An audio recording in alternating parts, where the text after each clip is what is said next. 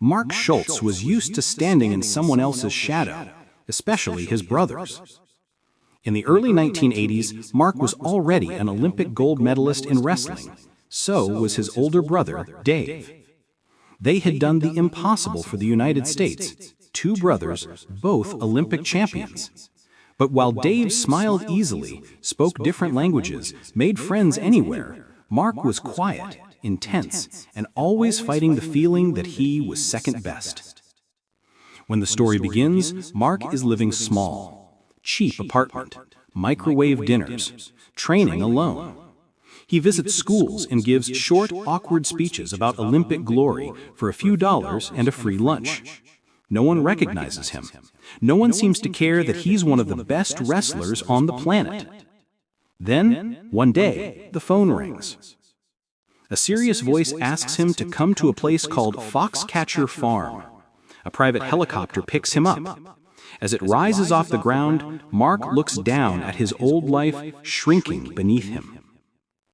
Foxcatcher Farm is like another world. Rolling green fields, white fences, stables, a giant estate house on a hill, and in the middle of it all, a brand new wrestling facility. Mats, weights, everything top of the line. Waiting for him is a thin, pale man in his 40s with stiff posture and cold, examining eyes. John du Pont, multi-millionaire, patriotic sponsor, heir to one of the oldest fortunes in America. "Mark," John says, in a strange, clipped tone, "I want to help you and your country. I want to build the greatest wrestling team the world has ever seen, Team Foxcatcher, and I want you to lead it." For the first time in his career, someone is not just offering Mark a spot on a team, they're offering him a kingdom. John tells Mark that wrestling is a noble sport, that America has forgotten its heroes. He sees Mark as a real American champion, not properly appreciated by his nation. Those words slide perfectly into the empty spaces in Mark's heart. There is one thing John doesn't want, though: Dave. Dave Schultz, Mark's older brother, is already a legend in the wrestling world. A brilliant technician, a charismatic coach, the heart of every team he joins. John knows if Dave comes, attention will shift to him, and John doesn't like to share attention. So, Mark goes to Foxcatcher alone. Life there feels like a dream at first. John gives Mark a house on the property, a salary, and a place to train without worry. Mark no longer has to think about rent or food. He can just focus on wrestling. He recruits other top wrestlers to join Team Foxcatcher. They wear matching gear with the Foxcatcher logo. They march behind the American flag. They look like the future of U.S. wrestling.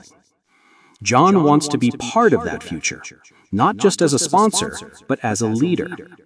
He wears a tracksuit. He walks among the wrestlers like a coach, even though he doesn't understand the sport the way they do.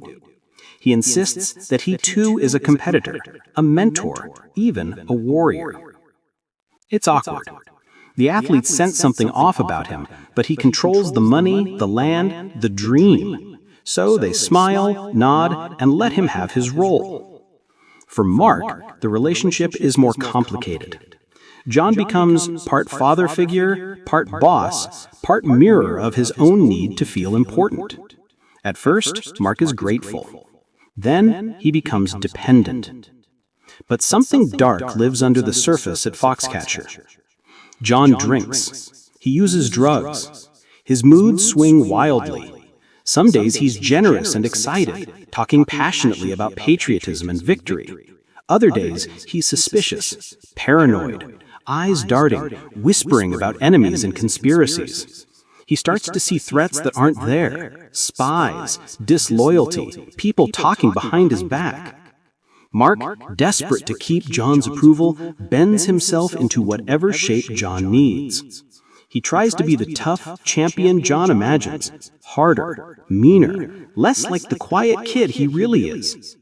He changes his training, his body, his personality, and under that pressure, he begins to crack. His results suffer. his focus fades. The more Mark struggles, the more obvious it becomes to everyone. The team needs Dave. Eventually, against John's original wishes, Dave Schultz moves to Foxcatcher with his wife and children. He takes a house on the property. He joins the team as both wrestler and coach. Where Mark is tightly wound, Dave is relaxed. He can joke with anyone, including John. He can handle the millionaire's strange behavior with patience and a calm smile. On the mats, he commands instant respect. His presence steadies the team. For a while, things balance out. Mark trains under his brother again. The team performs well. Foxcatcher produces champions. Cameras come, journalists call. John beams in front of them, the proud coach of a world-class wrestling program. But inside, he is not satisfied. He watches the way the wrestlers look at Dave.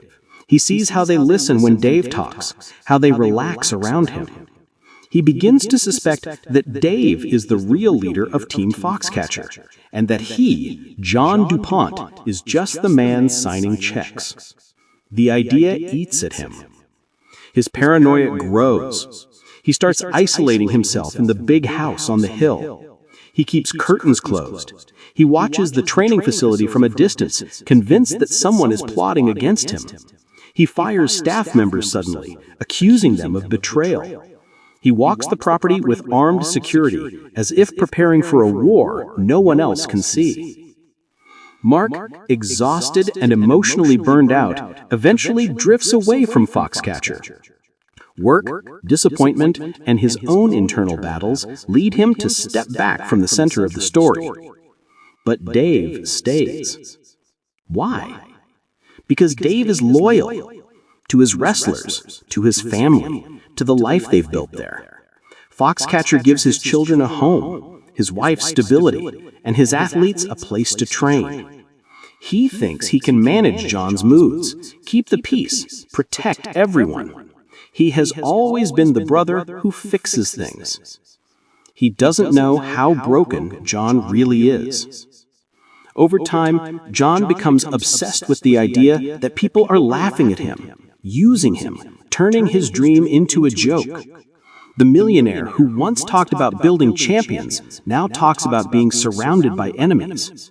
His world shrinks to the walls of his mansion, his fears, and a few people he still trusts.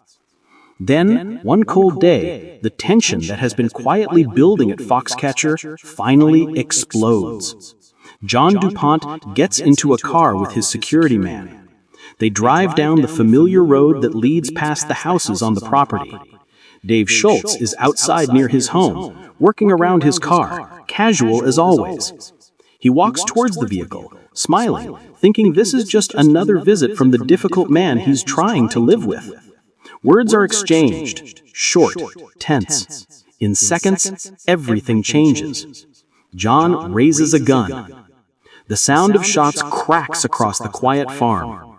Neighbors rush out. Dave's wife screams for help. Panic tears through the place that once promised safety and glory. The man who funded America's dream wrestling team has just murdered its heart. The police surround the estate. John locks himself in his mansion, refusing to come out. TV trucks line the fences outside Foxcatcher Farm. Reporters speak the name John du Pont with a mix of shock and morbid fascination.